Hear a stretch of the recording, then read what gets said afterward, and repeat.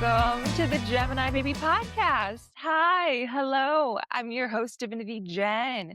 Thank you so much for joining me for the 66th episode of my podcast.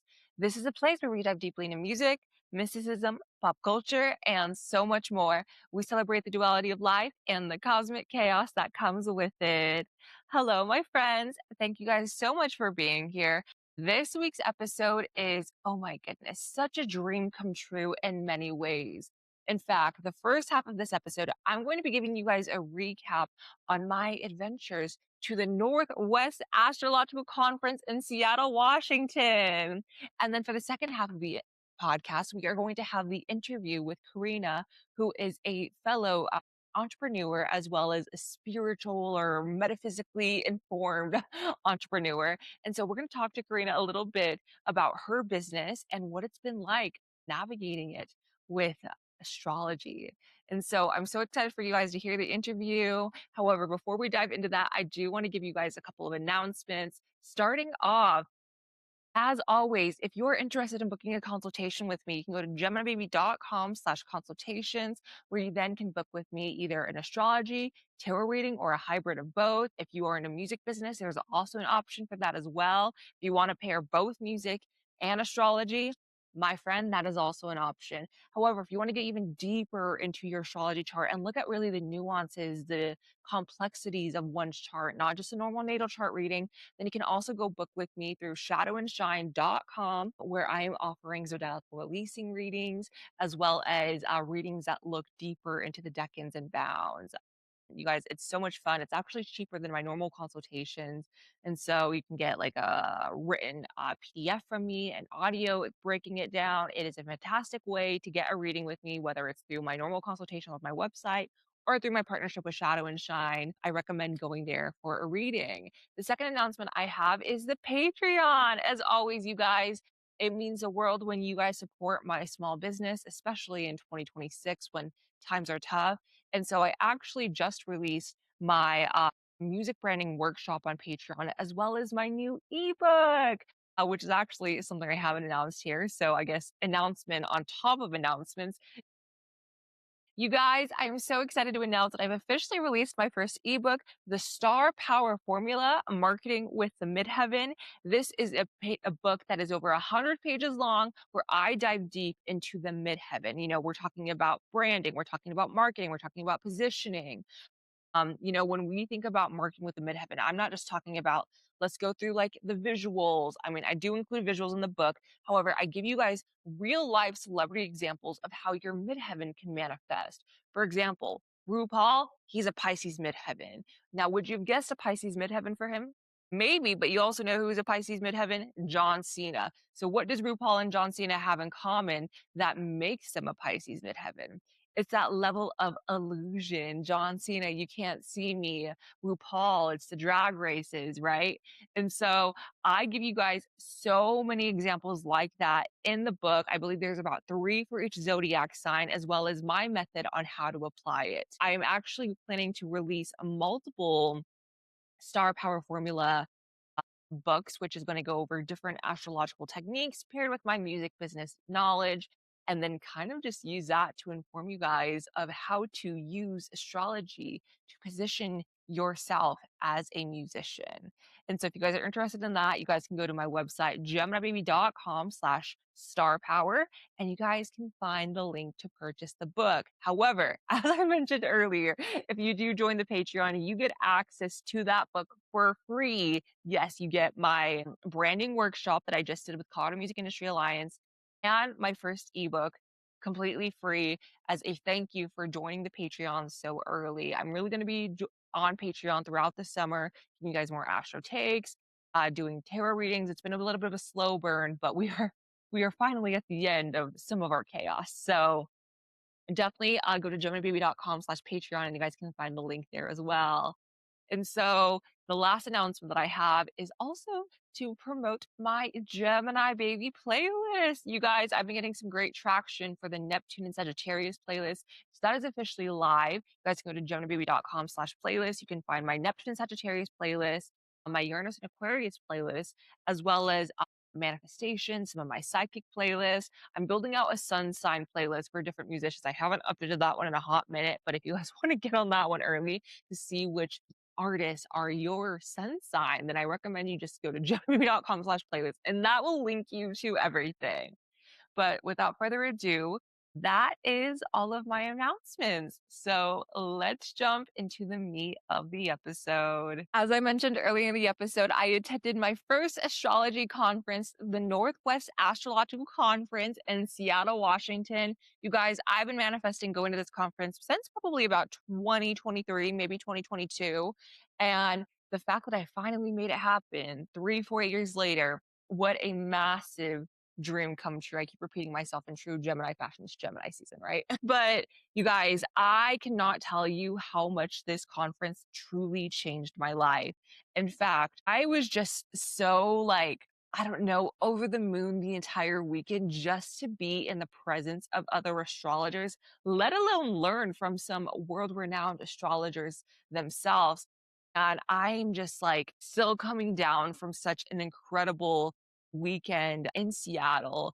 And so I'm filming this a couple weeks later, but you guys, May 21st to May 25th, that's what it says on the little book here. I will never forget my first NORWAC. Like, truly, it is going to go down in my own personal astrology or personal life history because it is now a core memory. And for those of you who are not familiar with NORWAC, it is basically an astrology conference that I believe has been going on for 40 years. Don't quote me on that number, but I do believe it's been 40 years. And so a lot of the attendees have been coming for years and years and years. From what I remember, I believe there was about 300 to 400 people, somewhere around there. And the demographic definitely leaned older, but my goodness, I actually really deeply love that as true chart ruler conjunct Saturn, Venus, and just connecting with different astrologers who are, so wise and have so much expertise from studying astrology for so long. And the fact that many of the astrologers flew in from all over the world was absolutely insane. I did participate in like their meal package where we would have lunch and dinner together. And so I got to network and connect with a lot of incredible astrologers. I met, I believe she was an 80-year-old woman who flew from Australia. I had dinner with her one night, and oh my goodness, you guys, I'm just like, first and foremost, you flew in from Australia. Secondly, you're 80 years old. And thirdly, most importantly, you're an astrologer. Like, you guys, I'm getting a little bit ahead of myself in this recap, but as you guys can tell, like the excitement just is oozing out of me, for lack of better words. It truly was an unforgettable weekend. And so I'm really excited for this first part of the episode to dive in a little bit more in my recap, talking about my standout lectures, some of the conversations I had. And they also had a like mini astrology bookstore on site. And I purchased, I think, 9 different astrology books. I have them right in front of me. So we're going to do a mini haul as well, showing you guys all of the books that I purchased because, oh my goodness, you guys, I'm telling you, it was just a massive dream come true across the board.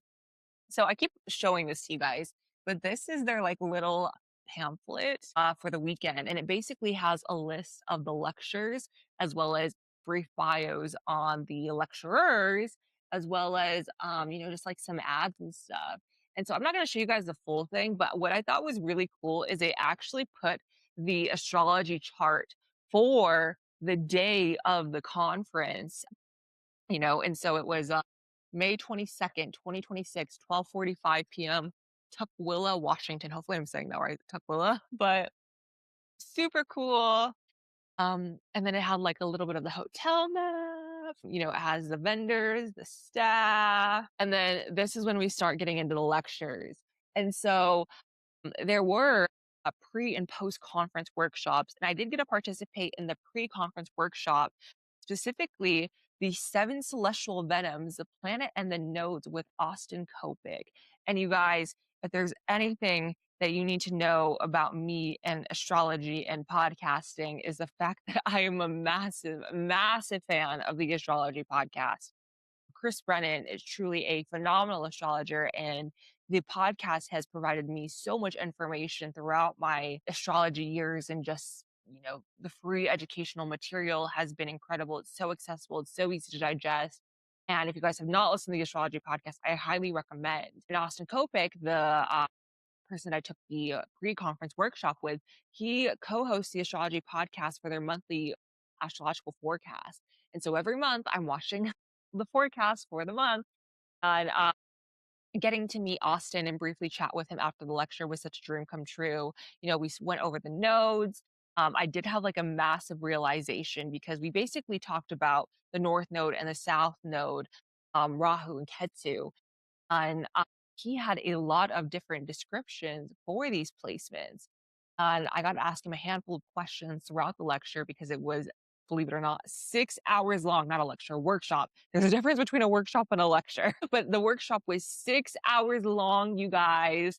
And oh my goodness, the amount of notes I took was absolutely insane. I was like, is my journal here? I think I left it downstairs. Yeah, I think I left it downstairs in my room. But I took so many notes because we basically went through the North Node and the South Node in all of the different houses.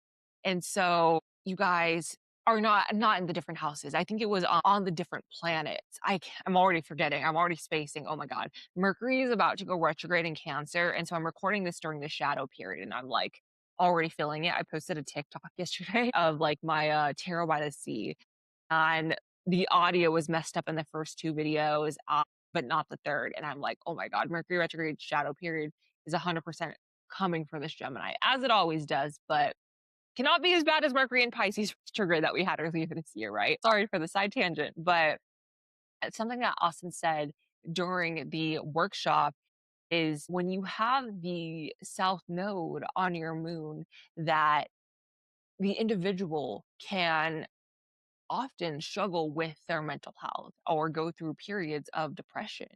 And that was really crazy for me because I actually have that in my chart. However, I didn't really fully recognize that combination in my chart because I have an Aquarius moon and a South Node in Pisces. And so he was talking about operating off of an 18-degree orb, aka like 18 degrees between planets in either direction, right? And so if I have a 21-degree Aquarius moon and a 3-degree South Node in Pisces, that very much fits within the 18-degree orb. And it was so crazy because he ended up pulling up, I believe it was Princess Diana's chart. And I was seeing a lot of similarities in her chart with mine, and specifically the South Node and the Moon conjunction. I was like, oh my God, like that just makes so much sense, especially because right now I'm actually having my nodal reversal. And that is basically when the nodes are back in the same zodiac signs as they were when you were born. However, they're reversed. So if I have a North Node in Virgo right now, as I film this, the South Node is in Virgo, right? Ketu's in Virgo. Whereas my South Node in Pisces, there is the North Node in Pisces on top of it. And it's actually happening pretty much exact over the next couple of weeks for me. And I have been struggling, you guys. I've truthfully been really struggling a lot since this first half of this year, but these last couple of months have been a lot for me. And so hearing Austin talk about that just kind of made things click, but also like provide a sense of relief of this is going to end. And actually, here's the end date. However, the North Node is going to move into Aquarius, but I'm hoping that my node reversal, since the North Node is activating my South Node in Pisces, that it's just activating that conjunction in general, because I'm going to get a little bit more into the online lectures, but just a sneak preview, I did watch Judith Hill's nodal lecture online because I wasn't able to attend in person because girl only has so much time in the day and there's multiple lectures to choose from. And so she had a far more positive interpretation of the North Node on someone's moon. And so I'm like, please let that be me. Like I need a better year, guys. This last year, as incredible as it was with, my work and releasing the book and doing the workshops and the shows and meeting the artists, it was truthfully very, very hard in my private life at home. And so I really need enough positive energy to get me out of some tricky situations here. But different story for a different day. And so, again, I just had such a great time in that workshop with Austin. I did go up to him after and have a brief conversation with him. I have a mutual friend with him. So I mentioned one of our mutual friends. I just told him, I'm a massive fan of his work. Thank you so much for the information. It was very short and sweet, but he was very kind. And it was just, again, so great to meet what I would call one of the most like famous astrologers of our time, which is so crazy because like, this is another side tangent, but we're just working in the music industry, you guys, like you meet celebrities, right? And so there's a level of fangirlness that is like, okay, whether you're a fan or someone who works in the music industry, like just getting that like starstruck is expected when you work in the music industry with celebrities. However, I had to like really tone down my fangirlness at NORWAC because I was like, do not fangirl on Austin because he's probably going to look at you like, can someone get this girl out? Like, who is she? I'm trying to say the polite version of my thoughts, but you guys, I did control myself. I did not like hardcore fangirl on him. I was just, again, very sweet. But it's kind of crazy just like jumping between both worlds and seeing, these incredible astrologers and being able to have a conversation with them for a couple of minutes versus, meeting an artist, whether that's a meet and greet for 15 seconds, a quick hi and bye, snap a photo, or for me, working with these artists, having to maintain my composure. It was just a whole nother level of chaos that I knew I was going to have to control myself with. But Austin in specific, I was like, girl, you've been watching his podcast with Chris Brennan for many years now. And so meeting him, I was just like, don't ask for the selfie. Don't ask for the autograph. They're probably going to be like, though I did get an autograph from one of the astrologers. I'll tell you here in a second. But that was Thursday. And so that was the pre-conference workshop. Again, such incredible material from Austin. Such a pleasure. I do believe all of the lectures and workshops that I'm going to mention are available to purchase by going to NORWAC. So if you guys are interested in learning from these astrologers and hearing what they have to say about specific astrology topics, that is the way to do it. And so Friday, May 22nd, was the day that we actually kicked off the conference. We had the opening ceremony, and Rick Levine ended up being one of my favorite astrologers and lecturers from the weekend. And he kicked us off with the future of astrology.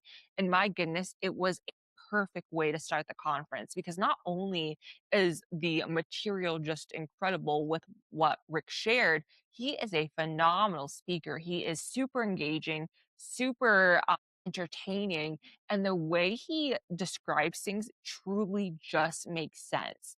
And so, as soon as he spoke, I was like, oh my God, the bar was set high, y'all.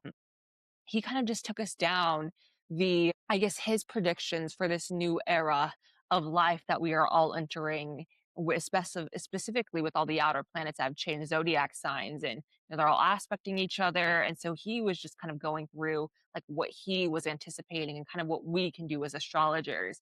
And he ended up making a list of different like topics of how astrology is going to break down into subgenres. And at the very top of the list was music. And I was like, that's me, music and astrology. It's not just astrology, it's music and astrology, it's sports and astrology, it's film and astrology. It's like all of these different subgenres or subtopics within astrology are now going to become more relevant. And so I feel like I'm on this a little bit early because, of course, I've been planning this with astrology for many years, seeing the upcoming transits. And now that it's fully starting to manifest, granted, we are still in our very, very early days, actually.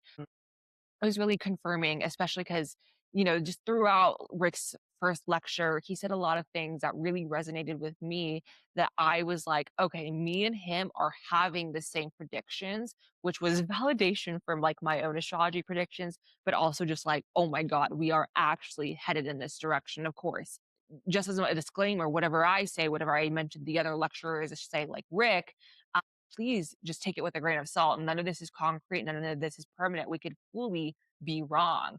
And so, do your own research, practice your own discernment. But I know for me personally, a lot of my predictions ended up aligning with Rick's. And that was as a baby astrologer. I'm 5 years into this. Crazy, just craziness. And so then after that lecture, we had about a 15-minute break to get to our next lecture. And I decided to go to The Life of Death, The Animating Forces of the Eighth House by Sean Nagard. And this lecture was basically all about the eighth house being idle. And that was like the key term throughout that lecture is how the eighth house is idle. And as a Libra rising using whole sign, my eighth house is in Taurus, and my Venus is in Taurus as well as Saturn. And so, like my chart ruler conjunct Saturn by sign. And so the idleness was actually like a great descriptive word for that because I never really looked at the eighth house as that. And I think, with my Taurus eighth house, I was like, actually, yeah, that is like idle. It's very like slow, kind of stagnant, slow and steady wins the race type of energy. And so I really enjoyed Sean's description of that because it made me look at my eighth house placements a little bit differently. Even, if I switched to Placidus, all of majority of my Gemini placements fall there minus my Mercury. And so I'm like, okay, no wonder if like my Gemini Mars, where I sometimes like want to move and get going, but then I kind of get stuck a little bit sometimes. I like to call it like analysis paralysis, but I think it actually made sense in terms of it just being idle. And so then the next lecture that I went to on Friday was Music of the Spheres, Sacred Geometry, Harmonic Aspects, and Planetary Cycles by Cameron Cassidy. And so I'm actually going to read you guys a description of this because I feel like I'm not going to be able to properly describe it the way that it deserves to be described. And so the description is the secrets of sacred geometry kept hidden by artisanal mystery schools all reflect the patterns of heaven. Through an analysis of ancient perspectives on sacred geometry and numerology, we will discover the meaning these patterns hold in harmonic aspects 1 through 10: conjunction, opposition, trine, square, quintile, sextile, septile, octile, navile, and decile, and in their planetary pairs through the geometry of their spheres in our solar system. Can astrology reveal the hidden music of the spheres? Oh my God, you guys. So I have not really practiced using minor aspects in my, I guess, astrology practice, the harmonic aspects. I've focused on, the main ones, conjunctions, sextiles, squares, oppositions, but I never really got super deep into harmonic or minor aspects. And so I was super interested in this, especially because they were framing it as, music of the spheres. And I actually had a conversation with Rick Levine about that actually a little bit because we were talking about music and astrology.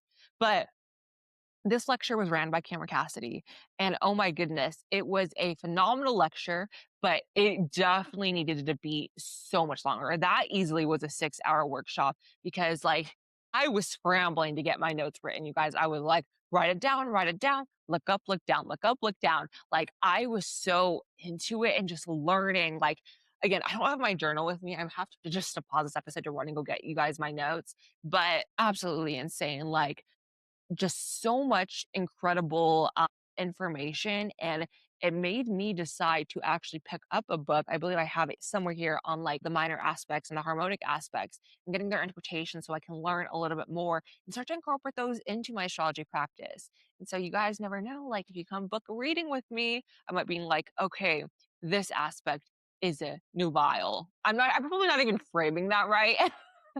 Because you guys, again, I'm still learning, I consider myself a forever student of the stars. And if you study astrology, y'all know what I mean. You sometimes have to observe the energy to really be able to define and provide meaning to the, I guess, combination, the planetary transits, the aspects, whatever is happening in the sky, you guys.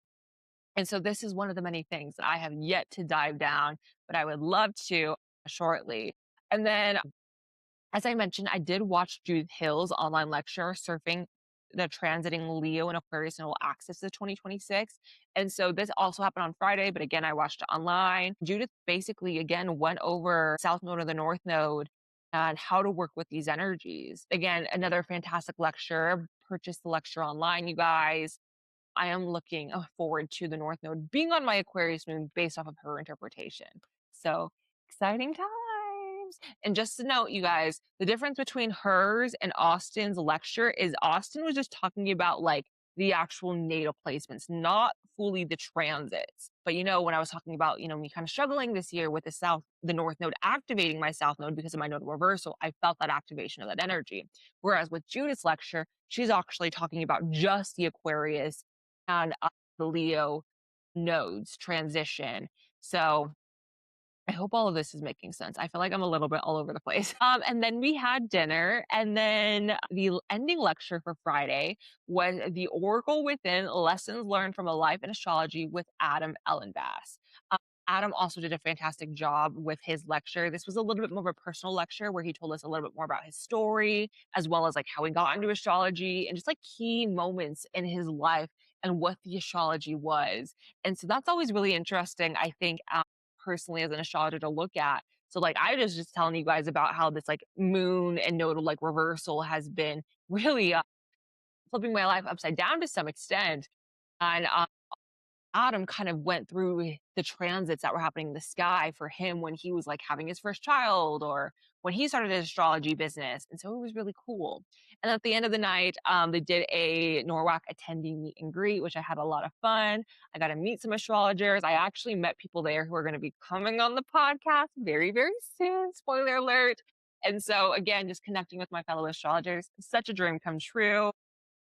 Shifting to Saturday, if I can open the page right. So yes, we have Saturday here. Saturday, May 23rd. We started bright and early. You know, Friday we started off at 1 a.m., 1 p.m. Saturday we were there by 9 a.m. So, oh my goodness, you guys, I was averaging about 4 hours of sleep every single night. And so this is actually really crazy. So the lecture that kicked us off for Saturday was Prediction Life or Death by Catherine Urban. And I actually forgot to mention this. During dinner on Friday, I was sat at a table and Catherine ended up coming sitting next to me. And I did not really recognize her, you guys. She was just like, oh, I'm giving the opening keynote tomorrow. And I was like, wait, girl, you're that girl. Like, and you're sitting next to me. It was crazy. And she was honestly just such a sweet human. You know, she told us a little bit more about her story. We shared a little bit about ourselves as astrologers, where the stage we are at with our practice. And she was just, again, just a sweet human being. And having dinner with her was, again, a dream come true for me because I was just like, you know, connecting with the astrologers who are giving the lectures at NORWAC. I'm like, fangirl, contain it. Like, do not fangirl too much. Should I ask for a picture? I don't know. Like, I didn't ask any of the astrologers for pictures. I kind of regret not doing it, but I was trying to keep it cool. But maybe the Gemini in me just needed to needed it just to be a little bit crazy. And I guess side note about Friday's dinner, the like the MC host, he was introducing or ending the night. I can't remember Adam. And at the end, it was actually after Adam's lecture. And he said a Britney Spears reference. And for whatever reason, I decided to wear my Britney Spears t-shirt that I got at Five and Below that my niece picked out for me in California because I like to take her to that store and she loves like all of the like viral Five and Below toys. So I took her there and then she picked me out a shirt and it was one of the Britney Spears shirt. And so I decided to wear it, you know, because Britney, me and her have a similar chart. She's a Libra rising, Aquarius moon, Sagittarius sun. I'm a Gemini sun. So we're like one of the same, but different. And so I wore that to dinner and I guess all day to the lectures. And so I got called out on stage at the end. The MC, he made a Britney Spears reference. And then I'm like front row there and he's like, oh my God, Britney in the front. And I was like, yeah. Oh, because Uranus also, I think, was conjunct the sun. We had the Uranus Cazimi that day, I believe. And so as a Gemini, it was very much giving Uranus and Gemini to get called out on stage in front of 400 people at dinner. Craziness, just craziness. Okay, Saturday, May 23rd. Yes. So Catherine ended up giving the opening keynote, Prediction Life or Death. And this was really interesting to me because let me read you guys the description. Astrologers hail from an impressive lineage of prediction and forecasting. For the modern astrologer, prediction is not always essential to be of help to our clients. Yet, modern astrologers need not fear the life or death consequences of nailing an astrological prediction, as our forebears routinely endured. Let's explore this fascinating contrast in our astrological history and how this cultural shift beyond the obvious sets us free. So I really like this lecture by Catherine because not only did we talk about like the history of astrology very briefly, she talked about the consequences, how, you know, astrologers hundreds of years ago would make predictions for their emperors, for their leaders, for like their kings or whatever. And, you know, sometimes if their rulers did not like a prediction, even if it was accurate, they would like off the astrologer. And so a lot of astrologers during that time, you know, faced the pressure of nailing a prediction, but also making sure the prediction they were giving was favorable to their leader, to their ruler, to their emperor. And it's kind of crazy seeing that shift now because while a lot of us do give predictions. I do tend to give predictions, especially like in my social media content. As Catherine mentioned in this description, you don't have to do that to be an astrologer. You can give like personality analysis. You can talk about your career and this is your career. You don't have to be like, oh, this is going to happen in your future. That's very different from astrologers of the past. And so the next lecture I went to was Release the Lots Beyond Fortune and Spirit by Bear River. And this was actually one of my favorite lectures from that weekend. As I had mentioned earlier, I do offer consultations using zodiacal releasing. And so zodiacal releasing is like a timing technique. Actually, let me read you the descriptions. I feel like these descriptions are way better than how I'm going to describe it. Zodiacal releasing is a technique which comes to us from Vetus Valens, an author who more than once leaves, in quotes, something to the discrimination and judgment of his readers, supplying his students with a point of interest and opportunities for discussion. Though he suggests releasing from 4 lots, he provides examples for only 2. In this lecture, Bear demonstrated that release from any topically relevant lot will do. And so I don't want to spoil like the lots that Bear shared because again, go by the lectures, you guys, phenomenal information. You guys are going to learn so much, but this was definitely a standout one for me. Like as someone who is really passionate about zodiacal releasing and kind of just like timing life's chapters, it really did provide a sense of release hearing from Bear and like how he approaches ZR, but also like the lots that he was recommending. He used Whitney Houston and Queen Latifah as examples, and I'm a massive fan of both women. Such incredible women in entertainment, and so I was like over the moon by the examples, but also kind of seeing what was happening in their lives and how the astrology was reflecting that, specifically the lots that he was referencing. I was just like, wow. Sometimes, for those of you not familiar with ZR, zodiacal releasing, it makes you question how much of life is free will versus fate.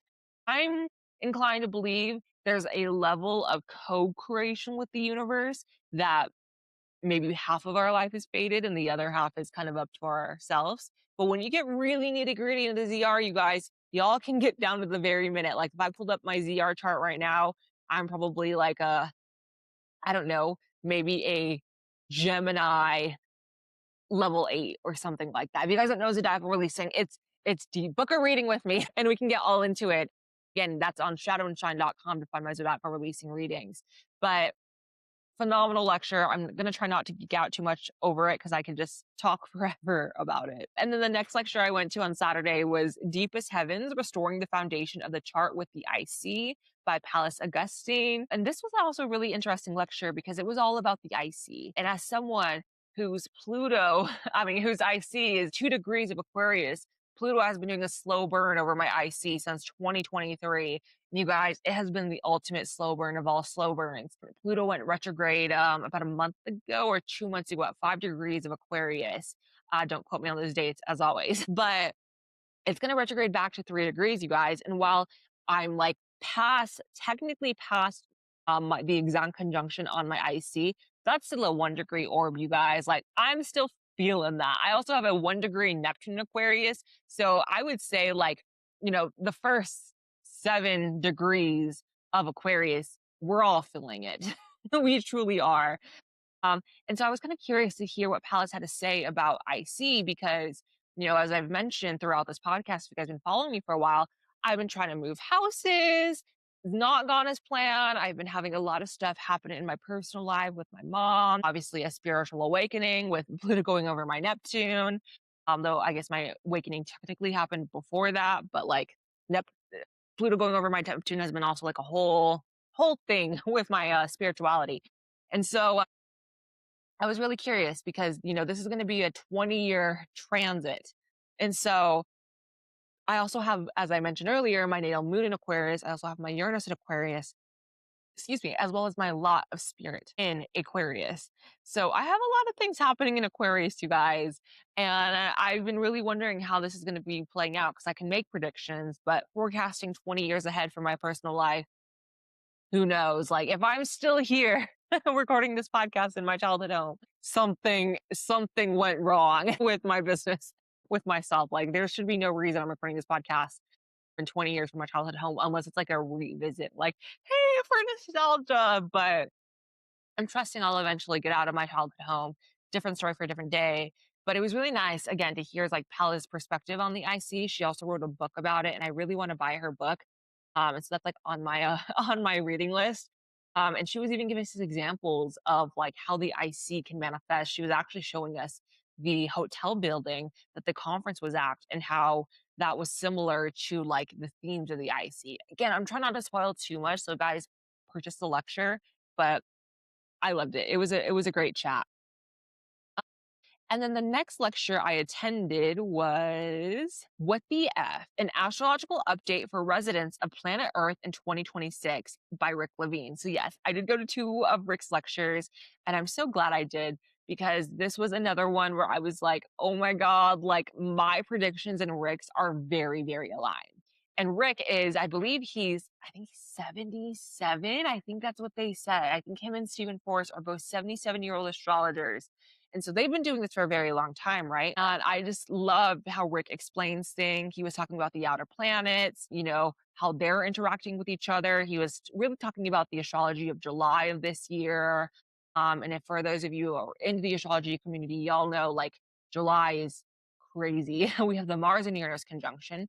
We have the nodes shifting into Aquarius and Leo. We have, I mean, I guess at the end of June, but technically, we're going to July with Jupiter entering Leo. It's going to immediately make the aspects to Pluto, to Saturn, to Neptune, to Uranus. There's just so much going on in July, you guys, that between June and July, it's like night and day. It truly is. And so Rick, I really enjoyed his lecture because he was actually encouraging us to utilize this energy. However, we don't have to wait July to get started. Whatever are doing right now can fully manifest by July, but we don't have to wait to use that energy. When I say fully manifest, I don't mean like, oh, dreams are coming true in July. It's more so like, what is the seed that we're planting? Because what we do in July is going to end up kind of being a catalyst for the next 8 years based off of Vic's lecture.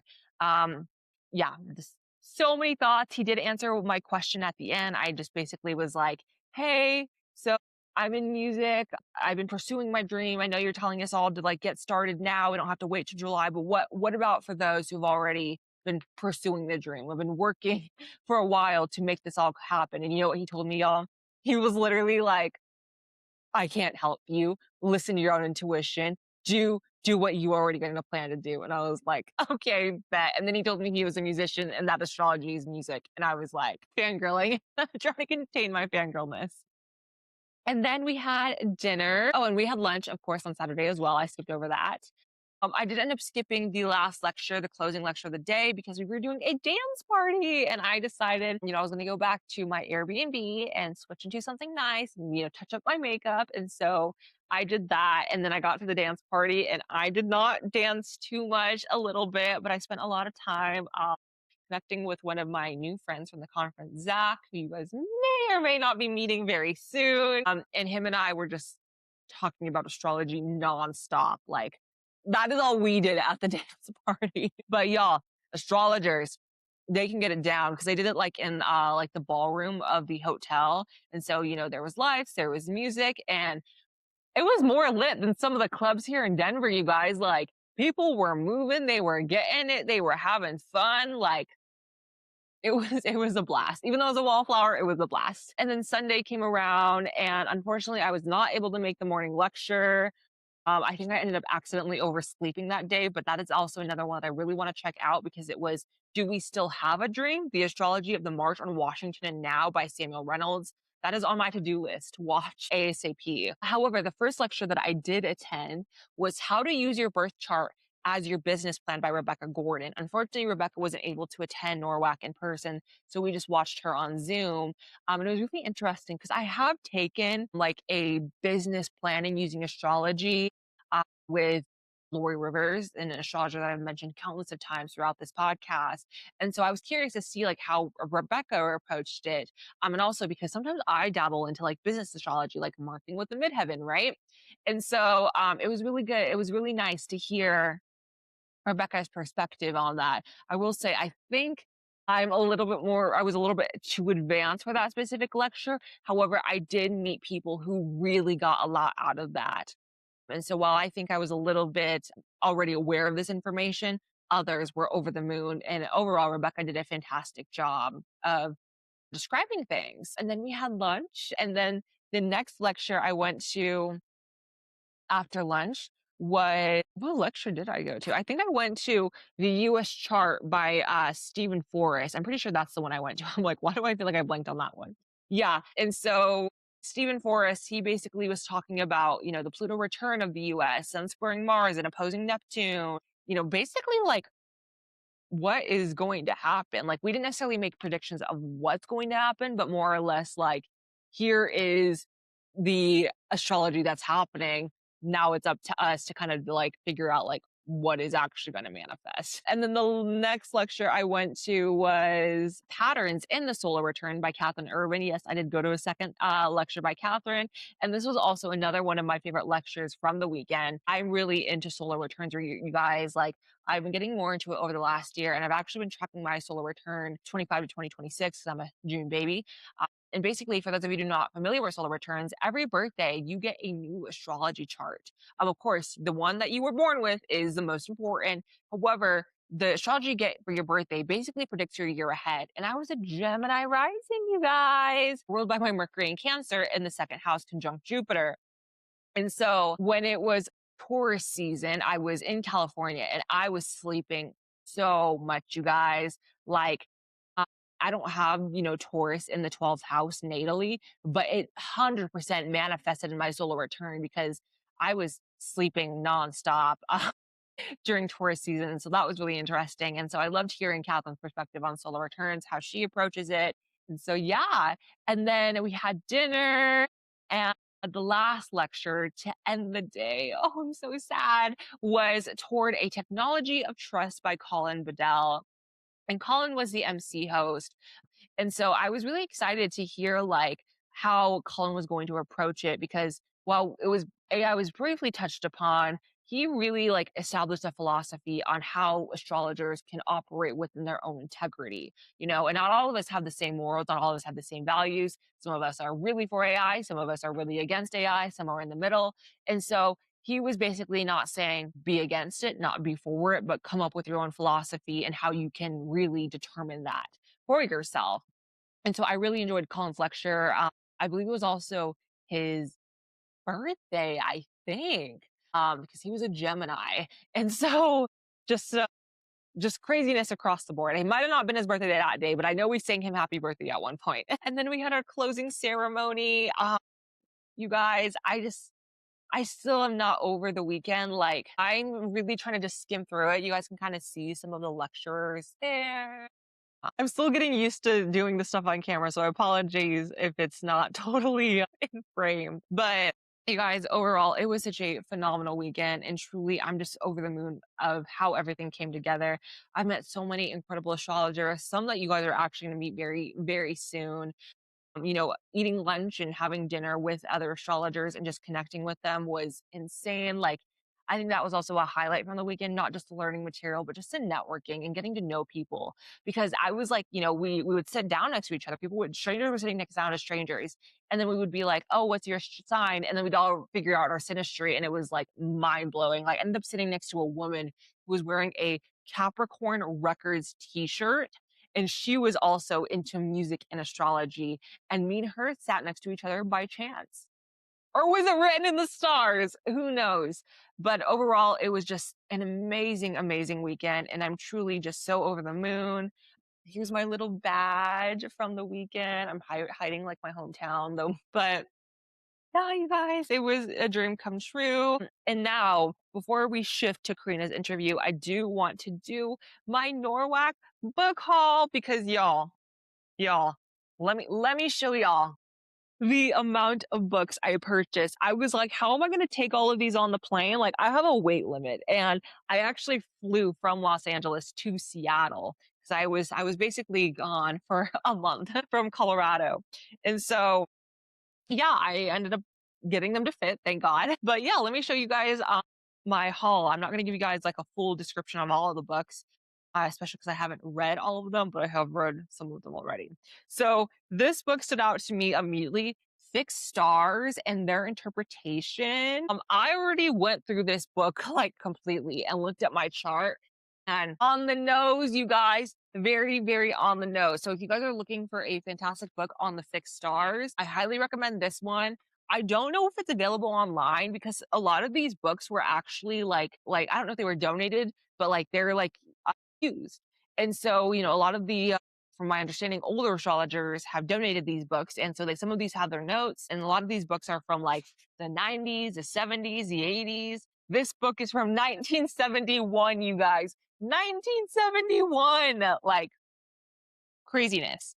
And the next book I got was Stories in the Stars, Greek Myths and Deities Within Western Astrology by Lisa Tenzin Dolma. I have not read this book yet, but I'm really excited because I'm super like curious about like mythology and astrology and like how it shows up. So this one I got to dive into. This next book I got was Minor Aspects Between Natal Planets by Emma Bell Donnan. I have dived into this completely already, guys. It is very short and sweet. I will say, like, if you guys want to get super detailed into aspects, this is not the one. This is kind of summary. But however, there are certain aspects where, like, for example, the biquintile, this is only like one page. And some of them are like, we don't have enough information to provide it, but this is like the deemed interpretation. So while I appreciated the transparency, it wasn't a lot of information. But this book is from 1981. And then this book I got was The Astrologer's Love Book, A Complete Method of Compatibility Assignment by Judith Hill. And y'all, look, Judith signed my book to Jen Ortega, and she was so sweet. I met her and she told me I was the last person she was going to sign a book for, because I met her right outside the bookstore and I was like, hey, will you sign my book? Because I had to, in true Libra rising Taurus Venus fashion, I had to buy at least one romance lovers astrology book, though I was half tempted not to. I was like, no, girl, you got to do it. And Judith Hill is like right there. Go buy the book and ask her to sign it. So I did, and she was so sweet, you guys. She ended up following me on Instagram after the fact, and I was very shook. But I'm so excited to dive more into this. I was doing a little bit of a skim, but this is not one of the books where you just like pick it up and you can read the interpretation. No, like from what my understanding, you really have to kind of fully read this to understand your compatibility with someone. So I'm excited to dive into this one.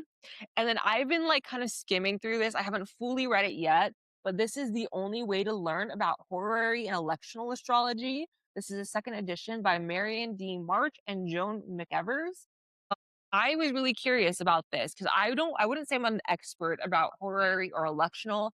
I think I do decent job, but I just really wanted to get a book because sometimes a lot of my like learnings of astrology is just testing it out, learning the techniques and just applying it over and over and over again. But I would love some guidelines. And so this is the book that I got from there. And then this is another book that I've already fully skimmed through, you guys. I didn't like skim, but like I went through all of my placements. And this is Degree of the Zodiac by Donna Walter Henson. This book is also from 1981. And I really like this book, you guys, because I've been looking for a good book about the degrees. And this one absolutely crushed it. There were some things in here where I was like, oh my God, like I had never coordinated like or correlated like this part of my personality to like this part in my chart or this degree in my chart. I'll give you guys an example. Let's see. I have let's not do that one. Okay, here, I'll give you my Jupiter in Pisces. So depending on the system that you use, whether it's like AstroSeek or Astro.com or like an app, I either have a 25-degree Jupiter in Pisces or a 26-degree Jupiter in Pisces. Let's say 26. So it says painting, music, a very industrious person, high-minded, religious, philosophical, and profound, a person who makes many friends and many enemies. In a cult degree, the lower type may be superficial. Affiliation may denote obsession. And I'm just like, wow, a handful of those statements are me. And so I just looked up all of my placements, you guys. Highly recommend for anyone that is looking for a good book on degrees. This is the one. Another book I got was Planets in Aspect, Understanding Your Inner Dynamics by Robert Peltier. Hopefully I'm saying his last name. this is one of the books where you can just open it and be like, okay, I have my Venus square my moon. And so then you can just read it and then put it back. So I haven't fully dived into this. I haven't looked at all of my aspects. And to be honest, you guys, between me and you, I need to go through my like astrology book because I low key feel like I might already have this. And if I do already have this, should I gift this book to someone? I'm gonna double check. But I was like, when I bought it, I was like, do I have this or do I not? I couldn't tell because I'm like, well, maybe I picked it up and like read it but didn't buy it. I don't know. But I'm gonna double check. And if I don't have it, I will do a giveaway and send this to one of you guys. So if I do it, I'll announce it on socials. And then I got this book, Karmic Astrology, Volume 1, in a series by Martin Schulman, The Moon's Node and Reincarnation. Now, I actually saw an astrologer, Lauren, I think it was Lauren Ash on TikTok. I believe she was talking about this book. Don't quote me, I could be wrong, but I'm pretty sure it's Lauren. And I remember seeing it, I think like a year or so ago. And I was like, wow, that sounds like a really interesting astrology book. And so when I saw it at the conference, I was like, bet, let me look it up. I was reading for my notes and I was like, oh my God, that is me. And this book is from 1975. Y'all, if you are an astrologer, please go to an astrology conference. Like, that is where you are going to find the hidden gems. And so I'm excited to, I've already looked at mine, but this will be great to look at other people's. And then the last book I got was the Astrological Thesaurus, Book 1, The House Keywords. And my goodness, she is thick. I actually use this book to help me with my marketing in the midheaven and coming up with the terms for the housing keywords. And so I credited Michael in my ebook, of course. But this is a great book for anyone that is trying to really understand the differences between like the zodiac signs and the houses. And while, Aries is the first house and yada, yada, it doesn't always like fully manifest like that. So this is a great way to kind of just like get keywords where you can just open a page and be like, I want to know more about my eighth house stellium. Let's see what are all these keywords. And while it's not going to be like full blown descriptions of what the eighth house is, it is like, as you guys can see, keywords. So this is great for my fellow astrologers. But overall, my friends, that is all of the books I got from NORWAC. Again, I had such a phenomenal weekend, such an incredible time connecting with astrologers, going to the lectures, getting all of these books, going to the dance party. It was such a dream come true. I will never forget this experience. Truly, truly a core memory. And so I just, yeah, I'm truly at a loss for words. So shout out to NORWAC, the Northwest Astrological Conference. You guys are crushing it. Thank you for putting this together. I know y'all have been doing this for 40 years, and I am, coming in. I'm a baby NORWAC attendee, but I plan to attend as many NORWACs in the future because I don't know, you guys. This is my Super Bowl. This is my Super Bowl. So overall, I had such a fantastic time at NORWAC. And for the rest of this episode, we're going to transition into our conversation with Carina. You guys, Carina is an incredible human being. I've been getting to know Carina for about a year now. Actually, not about a year. It's been over a year. I believe we had our 1-year friendship anniversary in May. So around the same time that we met, which in person for the first time, which is so crazy. We actually met on TikTok. And getting to meet Carina in person and chat with her about her business, because while she is not an astrologer, she uses astrology to inform her business decisions. So for any of you guys who are into astrology but don't want to be a professional astrologer, I really recommend this interview because Carina does a fantastic way of explaining how she incorporates this knowledge into her business. So let's get into it. You guys, we have a very special guest on this week's episode of Gemini Baby. I welcome Carina of Bare Face Studios out here in Kirkland, Washington. Hi. Hello. It's so excited to have you on the show. Yeah, thank you for having me. Thank you for driving up all the way to Kirkland. Of course. Just for some context, you guys, Carina and I have been friends for about a year now, and we actually met on TikTok. So this is our first time meeting in real life. And now she is on the podcast. Yes, so happy to finally be here because I've been seeing your guests for like a year now. And so I'm like, one day, so today's the day. And we're doing it in person. Yes. And so I'm like, such a massive dream come true. Yeah, it is. Carina, I would love for you to share with everyone listening a little bit more about you and your work. Yeah. So, well, you and I met through astrology. Like our love through astrology online. And I had been, because I have a marketing background as well, I used to work at Meta doing that. And I left tech in 2024, which, oh my gosh, thank God I did, because my entire team that is left just got let go. So, oh my goodness. yeah. So I transitioned to freelance work at one point. But while I was in tech, I actually got my aesthetics license. That was in 2021. So, yeah. So I really wanted to go back to that at some point. And I just felt like, okay, now's the time. Better than ever, better late than never. And then just repick it back up. Because I did have a studio back while I was working at Meta. So it's like, okay, one more try with that and we'll see. But so yeah, now I'm opening an aesthetic studio in Kirkland, Washington, and it's going to be focused on women who have PCOS because, well, now it's called PMOS. It got renamed to include the metabolic component because not everyone with PCOS has the ovarian cysts. Okay. You can still have the insulin resistance. You can still have the, high levels of androgens, which cause the facial hair, the chin hair, the jawline hair.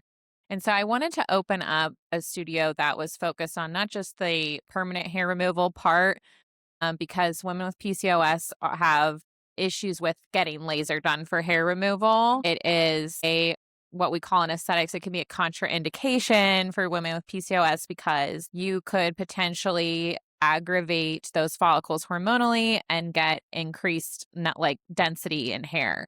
So electrolysis is like the preferred method of hair removal for women with PCOS. Okay. And now it's called PMOS. But I wanted to create a clinic that was not just focused on electrolysis, but the facial services around managing inflammation and redness that comes with having PMOS and the education around like how to find the right skincare routine, especially with PMOS, because when you try to treat the acne, it aggravates the inflammation and the redness and vice versa. So oftentimes my clients are like, I'll try one thing and it works for a couple weeks and then it stops working. Then I get another issue. So they're kind of a little bit more in the dark when it comes to facials, home care, finding what works for them. And so I wanted to also make my studio about education, bringing in doctors, endocrinologists who are, specialized in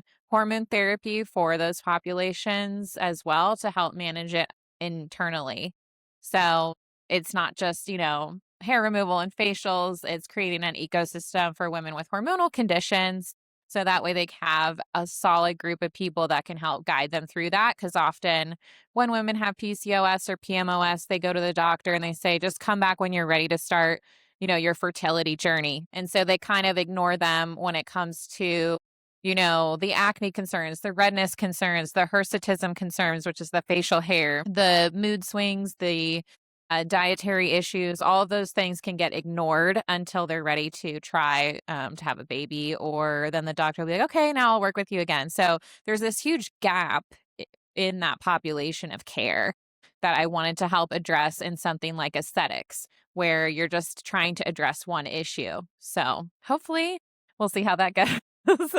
When you say aesthetics, is it more like the upkeep of like removing the facial hair, Right. of like doing facials to reduce the redness? Yes. Okay. Yeah. So it's managing the symptoms and helping them connect and find providers who can help them actually get out of the insulin resistance and overcome it, or just find the treatment plan that works for them.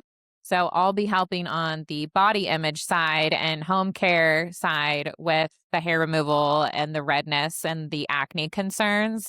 But then I also want to create an ecosystem of providers as well for them. So that way they feel like, okay, I have a way to navigate this. Yes. Yeah. That makes sense. Well, massive congratulations Thank on you. your work. I know the studio Thank hasn't you. quite opened yet. No, it's still under construction. Is there an opening date? Not yet, because I don't want to speak for my contractors. That's fair. That's valid. Everyone knows how contractors are, but it is coming along. Like the space is secured. My provider partners are also secured. I'm so excited with the doctors that I have found who want to work together and the dietitians and the therapists that want to work with me. Like it's just been a dream that TikTok has been this platform, like even with you, like meeting you, to just find people who care about the same mission. And not only that, are motivated to help solve it and want to keep connecting. I think that's what's the beauty of TikTok is I've found people who want to build, you know? Absolutely. Yeah. And it's really crazy because how we first met Yeah. wasn't necessarily about, the work that we're doing. I Yeah. actually got a consultation with you Yeah. about marketing or doing your social media based on Yeah. Mercury transits in the sky. Yes. And so we had that one consultation, and then the rest was history. We were suddenly talking once a week for an entire year. For like a over year. Yeah. now. Yeah. I know. That's been pretty regular. Yeah, and so we've both been able to witness each other's like entrepreneur story come to life. Yeah. And so a big reason why I've been wanting to bring you on the podcast is to talk more about how spirituality, metaphysical, astrology, stuff like within that world has impacted and influenced your work. Yeah. No, I think I leaned into my marketing side of things and left for astrology for my freelance work because I was like, oh, this is an amazing niche. Like my two loves of astrology and what I can technically offer from my tech background. Like trying to find different ways as a business owner, like it's not only about like your like niche or whatever, it's like what I think I was telling a friend this the other day. It's like what you're aligned with, what people perceive you as being aligned with, and what resources and connections you have to make it happen. Those all kind of have to align. And I started with astrology as a way to see if I could make that my business. And it just wasn't for me. Like, and it doesn't mean that I'll never, like, I still want to do stuff with it, but just like as a way to be like, this is like a hobby and like a love of mine. Yes. Not as like my career. It's a journey. Like it really is. Yeah. Yeah. I'm out here in Seattle because I attended the Northwest Astrological Conference, and I met a lot of women who were similarly not pursuing it as a career, but more so allowing the astrological knowledge to influence the work that they do. So there was a handful of like therapists and psychologists in there, but then also just women who are like, I want to know like what's going on with my daughter-in-law, and we look at her chart to plan the baby and stuff like that. Yeah. And so I find that, especially over the last couple of years, a lot of people who pursue this world tend to be like, well, now I have to do it as a career or something like that. I mean, such as myself. It's been eye-opening meeting others who are like, no, I'm just learning this deeply because it impacts my other work. I don't need to do this as a career. Yes. And I found that so much too. Like it's kind of, for me, astrology has become like a way of understanding myself and how that fits in with like, the global astrology and global trends, the whole idea of like the big transit of Uranus going into Gemini. Yes. To me, that was so interesting that, okay, it's going into my 8th house, and how I look at my resources is also changing and evolving. Like I used to have a really secure, steady tech job, comfortable living. And now with Uranus in my 8th house, it's all unknown. Yeah. Everything is going to be restructured in terms of my finances. Yes. 100%. But it's not a negative thing. And I think that's what, like, when they say, okay, how do you use astrology? A lot of things on social media make it feel like, oh, this is going to be a scary transit. And it does feel scary. And it is, it with everything going on in the world, like rightfully so, to feel scared. Yes. But I've been ultimately, in terms of like, how do I use it for my business, using it as a way to like understand what are like the big energetic challenges, blocks, advantages that I have right now. Like it helps me almost like look at a mirror of myself. When you brush your teeth, you're kind of dissecting, your skin. You might be looking in the mirror. You might be looking at how your hair is that day. You might think of what, you want to do with your face, with makeup that day. That's how I view astrology. It's kind of like a what's going on, today. And how do I relate to that? It's kind of like a check-in, I love how you described that. I think that's the perfect way to look at the astrology, especially for those who are not pursuing it professionally, but more so wanting just to integrate that knowledge into their everyday life. I have found that like since Uranus entered Gemini, we had conversations about that weeks before. We were like, let's do the Uranus and Gemini party. Yeah. But we should still. We should, honestly. Yeah. But when we were talking in like our entrepreneur group, Yeah. we've all kind of been resonating that, like, when does the energy shift? Because it's like one foot in the new life, one Yeah. foot in the past life, Yeah. and it's like that foot is finally coming over to the new life, but it's still the early stages. Mhm. And so much of what you were describing of connecting with, people within your network to help with your studio, to connect, your clients with different doctors. And I apologize if I'm Yeah. not wording it Yeah. correctly, but that is so like Uranus and Gemini meets Yeah. Pluto and Aquarius meets Saturn and Neptune and Aries, where you as the individual is creating the business, Saturn and Aries. Neptune, there's a level of lack of clarity, but it's like, this is still like what I want for myself. There's that level of manifestation. Yeah. And then the Uranus and Gemini is connecting online through the Yeah. TikTok within your local community. And Pluto and Aquarius is the power rises when we find our own power, when we work with other people. And so everything that you were saying, I'm like, it reflects the astrology so incredibly well. And I think you are, so incredibly ahead of what other people are experiencing.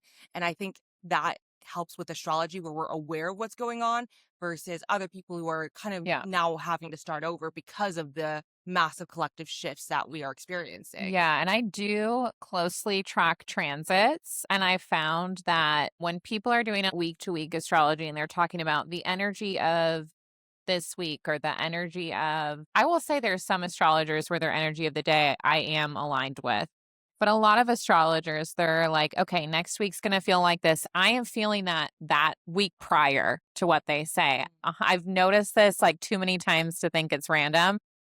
I always feel the energy before things happen and also in my life. Like I was the first one on my team to realize at Meta that this is a sinking ship and I left on my own. Like Yeah. I don't know if it's like the Scorpio rising like side of things or if it's like I don't know what it is in my chart, but I always kind of feel like I sense things like way before everyone else. What's your moon sign in? Leo. Leo. And then what's your sign? Leo Leo. also. Leo Yeah. sun, Leo moon, Scorpio rising. Yeah. Okay. Yeah. And so all that's in your 10th house, right? Yes, I'm So I a remember 10th houser. Yeah, Yeah, I remember looking at your chart. I yeah. mean, already your moon and your sun being the same sign, your intuition is going to guide you with your career being in the 10th house. So you're going to start picking up Oh, that, especially when it comes to like authority and yeah. the bigger picture of your of work environment. Yes. Yeah, I've always had a pulse for that, like what is coming for me energetically in my career. Like I can always kind of feel it, but then I'm not quite sure exactly what I like. I know I can visualize like where I need to be energetically with my work, but then specifically that details of getting there murky. Yeah. Yeah. Yeah. And I think that's a lot of us right Yeah. now, like that are pursuing like entrepreneurship. Something that Rick Levine said during his talk at NORWAC was that now is the time for the unconventional business ideas. That if you want to start putting in the work and start bringing like Yeah. your unconventional idea to life, this is the time to start Yeah. planting the seeds. And he specifically called out, I cannot remember the exact aspect that's happening, but sometime in July, we're having, I think it's the Mars and Uranus conjunction, Okay. but I also think all the outer planets are aspecting each other at the same time as well, with Oh. Pluto, Uranus, Neptune, and Neptune. I don't know about Saturn, but all of them are going to be aspecting each other within degrees. And so that's like massive manifestation. And he was saying that the energy in July plants a seed for the next 8 years. And he was encouraging us. That was my original opening date. Yeah. And so he was encouraging us that we don't have to wait until Yeah. July to start working with this energy. Yeah. We can start working with it now, knowing that it comes to a head in July. But if we're already coming up with the ideas, putting in the work now, it's just like almost like fuel on the fire. Yeah. I think too, everyone I know so I have a couple close friends who are starting their own businesses too. Like one of my friends, she's a nurse and she's switching from that into like a regulations business for like homes, like senior facilities. Okay. They need Washington State to approve them, and she can be a consultant to help them pass. And she is just doing so well. And she was like, I cannot believe that this is like happening. Like she just, we were both feeling it. Like there's something about the energy of this summer that is really like all of a sudden like helping a ton. Yes, 100%. It's like the window of opportunity is definitely opening. Yeah. And now it's like, do we have the courage to step into it in true Aries fashion? Right. And so I'm inclined to say that we are stepping into it. Yes, So we are. I think so. We Yeah. definitely are. Yeah. Let me check really quick if they're closing because I did something with my the goodness. doors. I'm like, That's do they okay. close early? Well, Yeah. Carina, thank you so much for coming on the podcast. Yes, I know of we kept it short and sweet, course. but You'll get some manifesting, you can clips. come on for a Yes. proper long interview. Yes. Especially after your studio opens, and we can Yes. dive more into Maybe, that. yeah, that would be Check in great. on the astrology. I can film from there.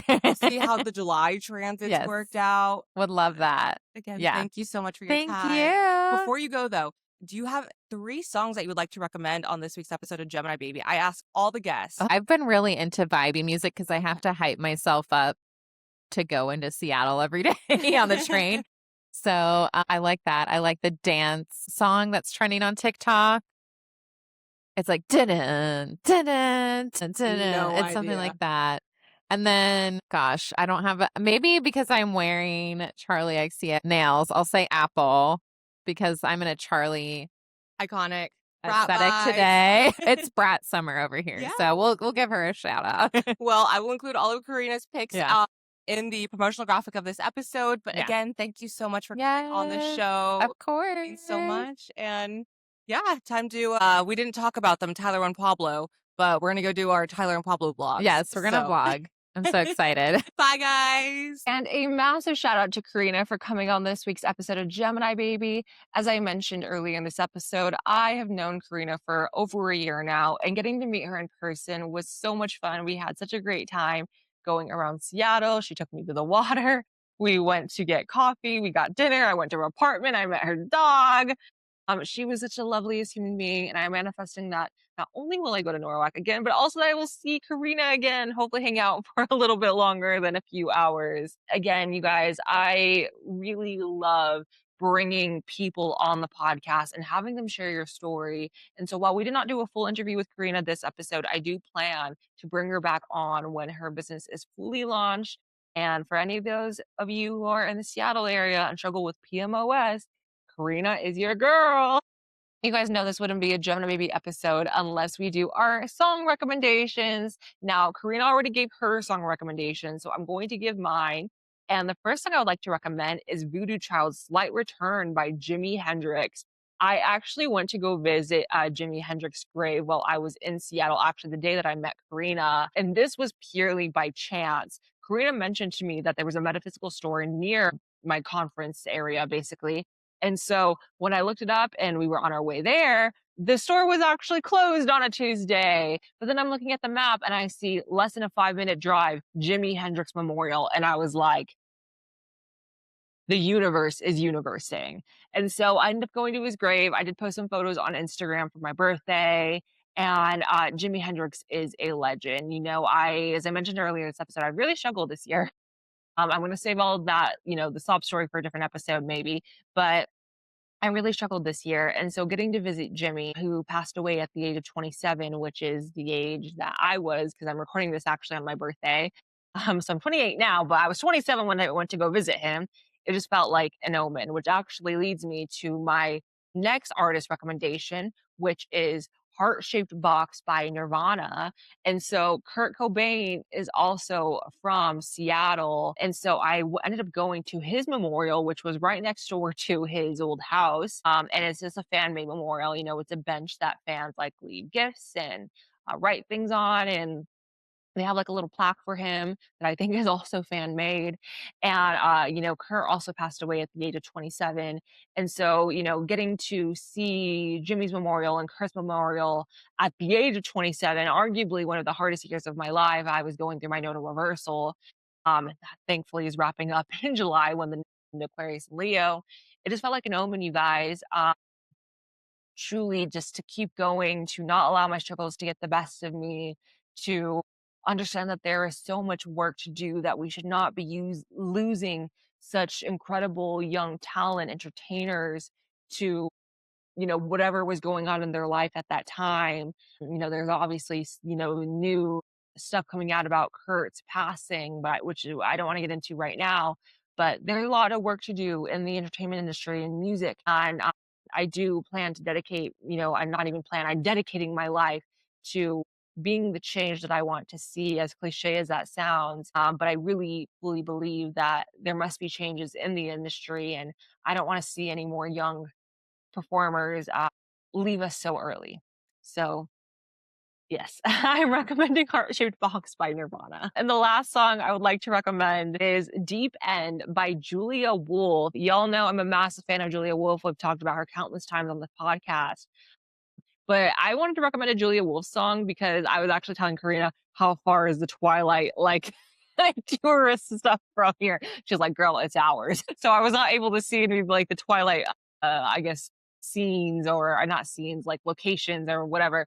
But whenever I think of Washington, I think of Twilight, and now I'm going to think of Julia Wolf. I actually believe she performed at the Twilight House. I don't know, actually, has it happened yet? Was that a last year or is it a this year thing? I can't remember. But she was going to perform at Bella's house if she hasn't already. And I'm just, Julia, I don't even think is from Seattle or Washington at all. Her branding was just so iconic with In My Room and the Twilight stuff that now I think of Washington as a Julia Wolf area. So that is a song I'm recommending, Deep End by Julia. Of course, I have to give you guys your collective affirmation. I actually left my affirmation cards downstairs in my room, so I'm not going to go get them. I'm just going to use the cards I have right next to me. And that is cat calls, cat cards with motivation sayings for every day. This is also another 5 and below find, you guys. My favorite. I got those with my niece the same day I got my Britney Spears shirt. And so I figured I would use these. So while they may not be exactly affirmations, let's just say it's a message from the universe, right? This is something that my listeners need to hear. So universe, please let us know, what does the Gemini Baby listeners need to know or hear via the cats to end this episode? See? Okay, you guys got it. I'm naturally charming. Look at that. That's actually really cute. You guys, the universe wants to let you know you guys are naturally charming. Hey, if you've been feeling down and out, because actually, if you look at the cat, he's just a little black cat. He's not really making any faces. If you've been feeling down and out, if you feel like you don't stick out, if you feel like, you're just not feeling your best, not having the most confidence, maybe you're struggling with your self-esteem and your insecurities, just know, baby, you have it all. You're naturally charming. You're a natural hottie. Black cats are iconic, you guys. They are truly iconic. So the universe wants you guys to know that you're naturally charming. That is officially the end of my NORWAC recap featuring Karina's interview.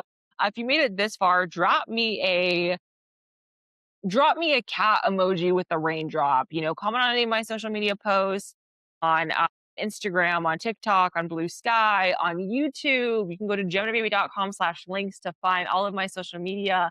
Leave a comment on the promo asset for this episode just to let me know that you are listening, that you guys have made it this far. I'm super excited to announce, though, as a spoiler, that I'm also attending UAC in Chicago. I'm going to another astrology conference, and this actually only happens like once every couple of years. I believe the last time this one happened was in 2018, and they're expecting over 1,500 astrologers in Chicago, and I'm going to be there all week. I think it's like literally 7 days, you guys. And if you do like the workshops, it's like 9 days. I unfortunately don't think I'm going to do the workshop, maybe a post workshop, because Anne Ortley, one of my favorite astrologers, is going to be teaching a post conference workshop. So I'm like half tempted to do it, but it's just, yeah, I'm so over the moon, you guys. So just in about 2 months, I will be reporting from Chicago. Gemini Baby will be back on the road. Actually, Gemini Baby is going to be on the road sooner than that, but I'll be in Chicago in 2 months.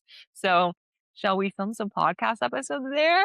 Maybe, because I didn't do that fully in Seattle, but I guess with Karina I did, but not with, the astrologers. So I don't know, TBD. But again, thank you guys so much for listening. Thank you for your patience with me, as it's been a crazy start to Gemini Baby season 2.